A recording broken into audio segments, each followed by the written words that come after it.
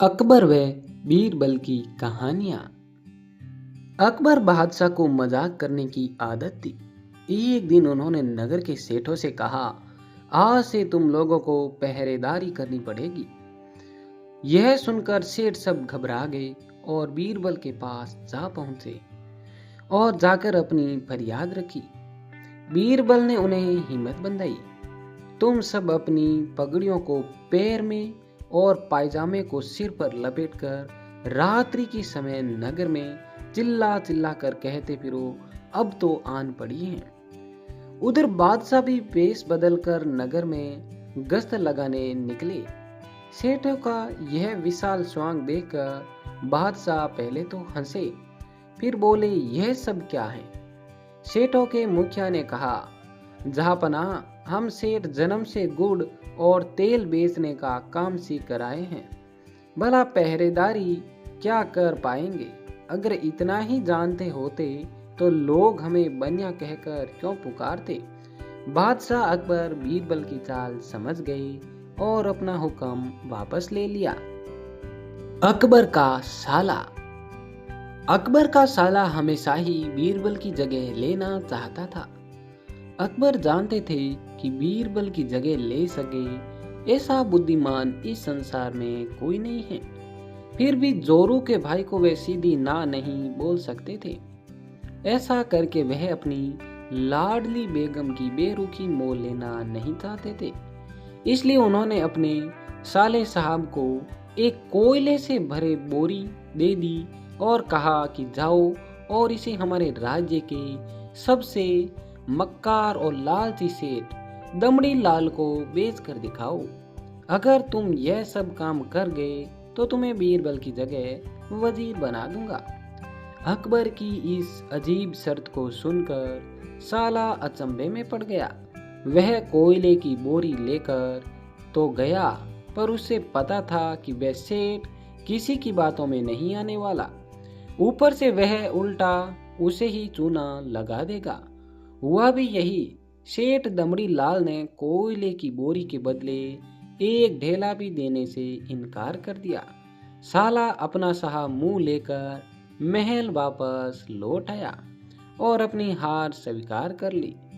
अब अकबर ने यही काम बीरबल को करने को कहा। बीरबल कुछ सोचे और फिर बोले कि सेठ दमड़ी लाल जैसे मक्कार और लालची सेठ को यह कोयले की बोरी क्या, मैं सिर्फ कोयले का एक टुकड़ा ही 10,000 रुपए में बेच आऊंगा। यह बोलकर वह तुरंत वहां से रवाना हो गए। सबसे पहले उसने एक दर्जी के पास जाकर एक मखमली कुर्ता सिलवाया, हीरे मोती वाली मालाएं गले में डाली, महंगी जूती पहनी और कोयले को बारीक सुरमे जैसा पिसवा लिया। फिर उसने पिसे कोयले को एक सुरमे की छोटी चमकदार डिब्बी में भर लिया। इसके बाद बीरबल ने अपना भेष बदल लिया और एक मेहमान के घर में रुककर इश्तिहार दे दिया कि बगदाद से बड़े शेख आए हैं जो करिश्माई सुरमा बेचते हैं, जिसे आंखों में लगाने से मरे हुए पूर्वज दिख जाते हैं, और यदि उन्होंने कहीं कोई धन गाड़ा है तो उसका पता बताते हैं। यह बात शहर में आग की तरह फैल गई। सेठ दमड़ी लाल को भी यह बात पता चली।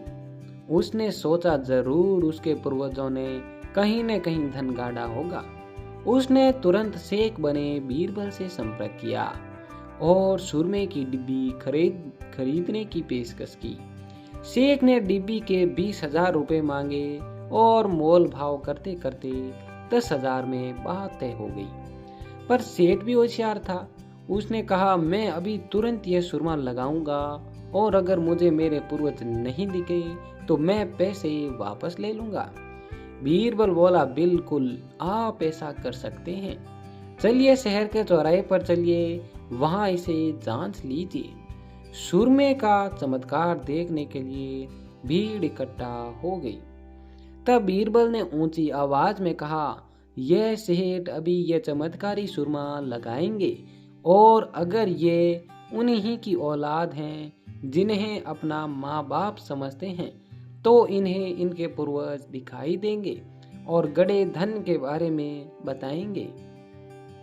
लेकिन अगर आपके माँ बाप में से किसी ने भी बेईमानी की होगी और आप उनकी असल औलाद नहीं होंगे तो आपको कुछ भी नहीं दिखेगा। और ऐसा कहते ही बीरबल ने सेठ की आंखों में सुरमा लगा दिया। फिर क्या था, सिर खुजाते हुए सेठ ने आंखें खोली। अब दिखना तो कुछ था नहीं, पर सेठ करे भी तो करे क्या। अपनी इज्जत बचाने के लिए सेठ ने 10,000 बीरबल के हाथ में थमा दिए और मुंह फुलाते हुए आगे बढ़ गए। बीरबल फौरन अकबर के पास पहुंचे और रुपए थमाते हुए सारी कहानी सुना दी। अकबर का साला बिना कुछ कहे अपने घर लौट गया और अकबर बीरबल एक दूसरे को देखकर मंद मंद मुस्कुराने लगे। इस किस्से के बाद फिर कभी अकबर के साले ने बीरबल का स्थान नहीं मांगा। आगरा कौन सा रास्ता जाता है, अकबर और बीरबल की कहानी। अकबर को शिकार का बहुत शौक था। वह किसी भी तरह शिकार के लिए समय निकाल ही लेते थे। बाद में वे अपने समय के बहुत ही अच्छे घुड़सवार और शिकारी भी कहलाए। एक बार राजा अकबर शिकार के लिए निकले। घोड़े पर सरपट दौड़ते हुए उन्हें पता ही नहीं चला और केवल कुछ सिपाहियों को छोड़कर बाकी सेना पीछे रह गई। शाम घिर आई थी, सभी भूखे और प्यासे थे और समझ गए थे कि वो रास्ता भटक गए हैं। राजा को समझ नहीं आ रहा था कि वह किस तरफ जाए। कुछ दूर जाने पर उन्हें एक तिराहा नजर आया। राजा बहुत खुश हुए। चलो अब तो किसी तरह वे अपनी राजधानी पहुंच ही जाएंगे, लेकिन जाए तो जाए किस तरफ। राजा उलझन में थे। वे सभी सोच रहे थे किंतु कोई युक्ति नहीं सूझ रही थी। तभी उन्होंने देखा कि एक लड़का उन्हें सड़क के किनारे खड़ा घूर रहा है। सैनिकों ने यह देखा तो उसे पकड़कर राजा के सामने पेश किया। राजा ने कड़कती आवाज में पूछा, ए लड़के, आगरा के लिए कौन सी सड़क जाती है? लड़का मुस्कुराया और कहा, जनाब, ये सड़क चल नहीं सकती, तो ये आगरा कैसे जाएगी? महाराज, जाना तो आपको ही पड़ेगा। और यह कहकर वह खिलखिलाकर हंस पड़ा। सभी सैनिक मौन खड़े थे। वे राजा के गुस्से से वाकिफ थे। लड़का फिर बोला, जनाब, लोग चलते हैं, रास्ते नहीं चलते। यह सुनकर इस बार राजा मुस्कुराया और कहा, नहीं, तुम ठीक कह रहे हो। तुम्हारा नाम क्या है? अकबर ने पूछा। मेरा नाम महेश दास है महाराज, लड़के ने उत्तर दिया। और आप कौन हैं? अकबर ने अपनी अंगूठी निकालकर महेश दास को देते हुए कहा, तुम महाराज अकबर हिंदुस्तान के सम्राट से बात कर रहे हो। मुझे निडर लोग पसंद हैं। तुम मेरे दरबार में आना और मुझे ये अंगूठी दिखाना। ये अंगूठी देखकर मैं तुम्हें पहचान लूंगा। अब तुम मुझे बताओ कि मैं किस रास्ते पर चलूं ताकि मैं आगरा पहुंच जाऊं। महेश दास ने सिर झुकाकर आगरा का रास्ता बताया और जाते हुए हिंदुस्तान के सम्राट को देखता रहा। इस तरह अकबर भविष्य के बीरबल से मिले थे। आज भी एक खूबियां थी अकबर और बीरबल की कहानी। एक बार अकबर और बीरबल बगीचे में बैठे थे। अचानक अकबर ने बीरबल से पूछा कि क्या तुम किसी ऐसे इंसान की खोज कर सकते हो जिसमें अलग अलग बोली बोलने की खूबी हो? बीरबल ने कहा, क्यों नहीं, मैं एक आदमी जानता हूँ जो तोते की बोली बोलता है, शेर की बोली बोलता है और गधे की बोली भी बोलता है। अकबर इस बात को सुनकर हैरत में पड़ गए। उन्होंने बीरबल से कहा कि अगले दिन उस आदमी को पेश किया जाए। बीरबल उस आदमी को अगले दिन सुबह दरबार में ले गए और उसे एक छोटी बोतल शराब की पिला दी। अब हल्के नशे की हालत में शराबी अकबर बादशाह के आगे खड़ा था वह जानता था कि दारू पीकर आया जानकर बादशाह सजा देगा, इसलिए वह गिड़गिड़ाने लगा और बादशाह की खुशामद करने लगा। तब बीरबल बोले कि हुजूर, यह तो सजा के डर से बोल रहा है, वह तोते की भाषा है। इसके बाद बीरबल ने वहीं उस आदमी को एक और शराब की बोतल पिला दी। अब वह आदमी पूरी तरह नशे में था। वह अकबर बादशाह के सामने सीना तान कर खड़ा हो गया। उसने कहा कि आप नगर के बादशाह हैं तो क्या हुआ, मैं भी अपने घर का बादशाह हूँ, मैं यहाँ किसी से नहीं डरता हूँ। बीरबल बोले कि हुजूर, अब शराब के नशे में निडर होकर यह जो बोल रहा है, यह शेर की भाषा बोल रहा है। अब फिर से बीरबल ने उस आदमी का मुंह पकड़कर एक और बोतल उसके गले में उतार दी। इस बार वह आदमी लड़खड़ाते गिरते पड़ते हुए जमीन पर लेट गया और हाथ पांव हवा में भांसते हुए मुंह से उलझुलहु आवाजें निकालने लगा। अब बीरबल बोले कि हुजूर, अब ये जो बोल रहा है वह गधे की भाषा है। अकबर एक बार फिर बीरबल की हाजिर जवाबी से प्रसन्न हुए और यह मनोरंजक उदाहरण पेश करने के लिए उन्होंने बीरबल को इनाम दिया। ईश्वर अच्छा ही करता है। अकबर और बीरबल की कहानी। बीरबल एक ईमानदार तथा धर्मप्रिय व्यक्ति था। वह प्रतिदिन ईश्वर की आराधना किया करता था। इससे उसे नैतिक व मानसिक बल प्राप्त होता था। वह अक्सर कहा करता था कि ईश्वर जो कुछ भी करता है मनुष्य के भले के लिए ही करता है। कभी कभी हमें ऐसा लगता है कि ईश्वर हम पर कृपा दृष्टि नहीं रखता, लेकिन ऐसा होता नहीं। कभी कभी तो उसके वरदान को भी लोग साफ समझने की भूल कर बैठते हैं। वह हमको थोड़ी पीड़ा इसलिए देता है ताकि बड़ी पीड़ा से बच सके। एक दरबारी को बीरबल की ऐसी बातें पसंद नहीं आती थी। एक दिन वह दरबारी दरबार में बीरबल को संबोधित करता हुआ बोला, देखो ईश्वर ने मेरे साथ क्या किया। कल शाम को जब मैं जानवरों के लिए चारा काट रहा था तो अचानक मेरी छोटी उंगली कट गई। क्या अब भी तुम यही कहोगे कि ईश्वर ने मेरे लिए यह अच्छा किया है? कुछ देर चुप रहने के बाद बोला बीरबल, मेरा अब भी यही विश्वास है, क्योंकि ईश्वर जो कुछ भी करता है मनुष्य के भले के लिए ही करता है।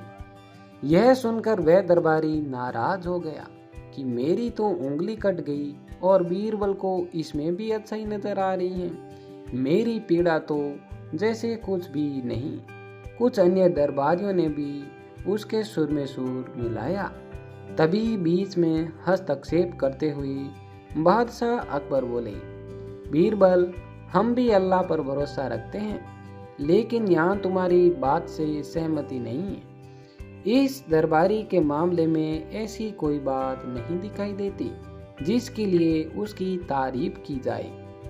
बीरबल मुस्कुराते हुए बोला, ठीक है जहापना, समय ही बताएगा। अब 3 महीने बीत चुके थे। वह दरबारी जिसकी उंगली कट गई थी घने जंगल में शिकार खेलने निकला हुआ था। एक हिरन का पीछा करते वह भटक कर आदिवासियों के हाथों में जा पड़ा।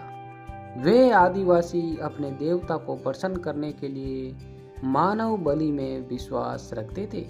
अतः वे उस दरबारी को पकड़कर मंदिर में ले गए बलि चढ़ाने के लिए। लेकिन जब पुजारी ने उसके शरीर का निरीक्षण किया तो हाथ की एक उंगली कम पाई थी। नहीं, इस आदमी की बलि नहीं दी जा सकती।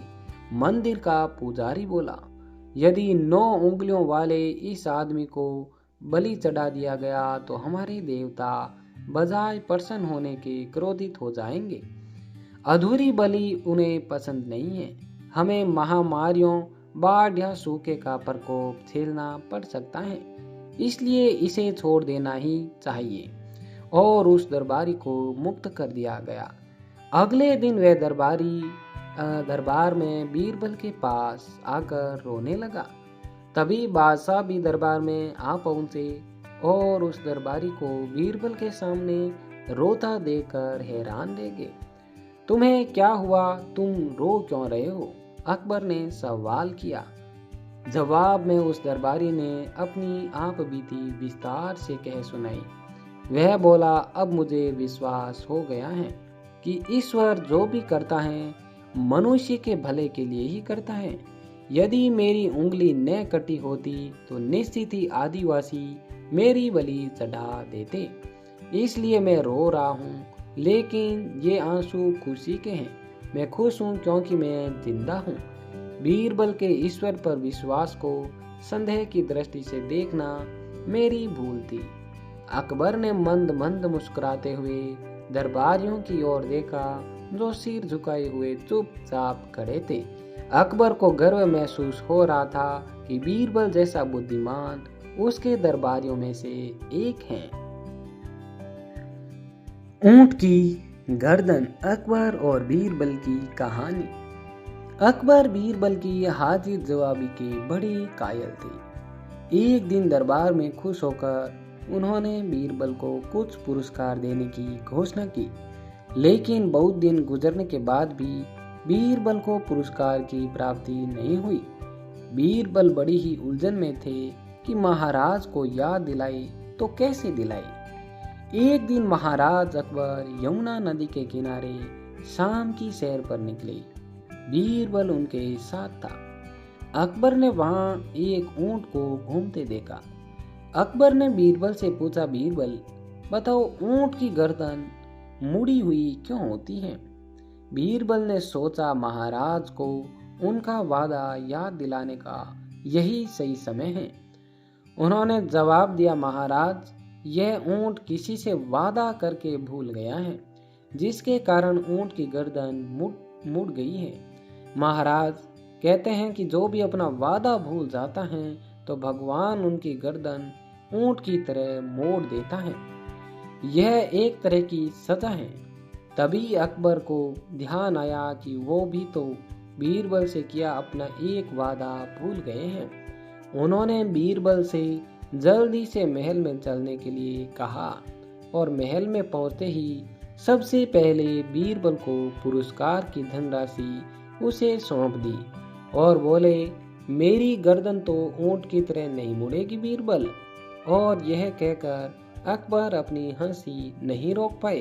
तो इस तरह बीरबल ने अपनी चतुराई से बिना मांगे अपना पुरस्कार राजा से प्राप्त कर लिया।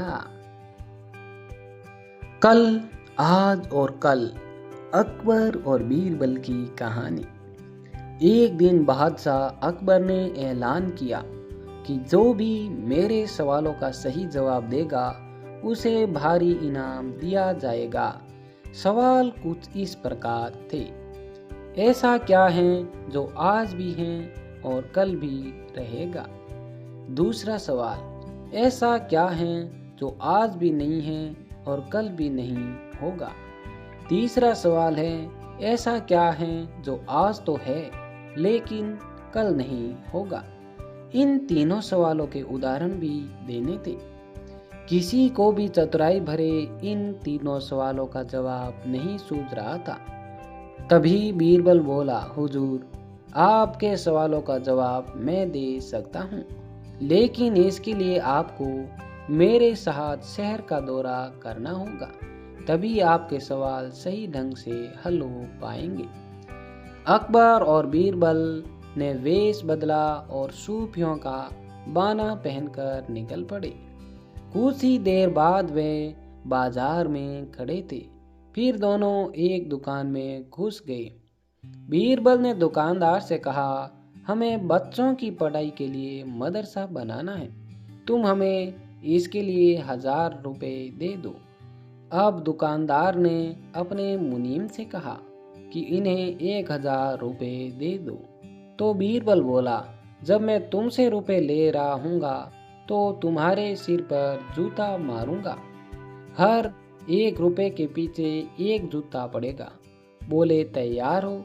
यह सुनते ही दुकानदार के नौकर का पारा चढ़ गया और वह बीरबल से 2-2 हाथ करने आगे बढ़ाया। लेकिन दुकानदार ने नौकर को शांत करते हुए कहा, मैं तैयार हूँ, लेकिन मेरी एक शर्त है।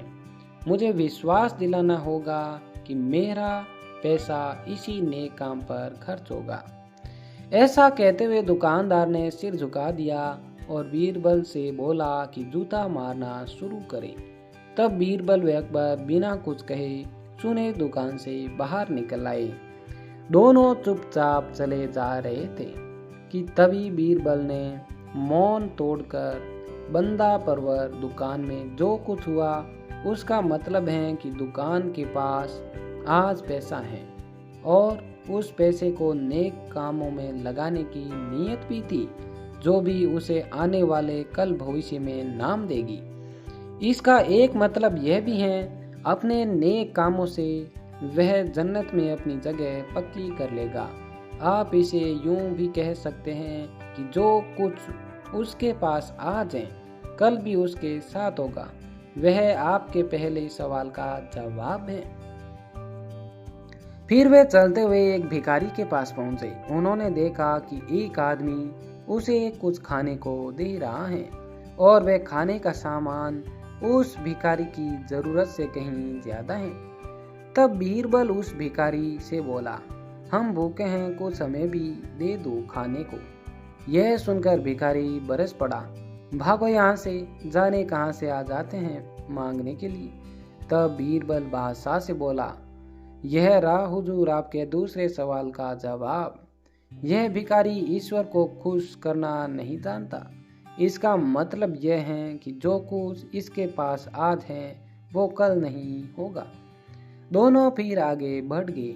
उन्होंने देखा कि एक तपस्वी पेड़ के नीचे तपस्या कर रहा है। बीरबल ने पास जाकर उसके सामने कुछ पैसे रखे। तब वह तपस्वी बोला, इसे हटाओ यहाँ से, मेरे लिए यह बेईमानी में पाया गया पैसा है, ऐसा पैसा मुझे नहीं चाहिए। अब बीरबल बोला, हुजूर इसका मतलब यह हुआ कि अभी तो नहीं है, लेकिन बाद में हो सकता है। आज ये तपस्वी सभी को सुखों को नकार रहा है, लेकिन कल यही सब सुख इसके पास होंगे। और हुजूर चौथी मिसाल आप खुद हैं। पिछले जन्म में आपने शुभ कर्म किए थे, जो यह जीवन आप शानो शौकत के साथ बिता रहे हैं। किसी चीज की कोई कमी नहीं। यदि आपने इसी तरह ईमानदारी और न्यायप्रियता से राज करना जारी रखा तो कोई कारण नहीं कि यह सब कुछ कल भी आपके पास न हो। लेकिन न भूले कि यदि आप राह भटक गए तो कुछ लाभ नहीं होगा। अपने सवालों के बुद्धिमत्तापूर्ण चतुराई भरे जवाब सुनकर बादशाह अकबर बेहद खुश हुए। दोस्तों, अगर ये कहानी पसंद आई तो इसे लाइक, शेयर एंड सब्सक्राइब करें और ऐसी ही कहानियाँ देखने के लिए अन्नू स्टोरी चैनल को सब्सक्राइब जरूर करें। धन्यवाद।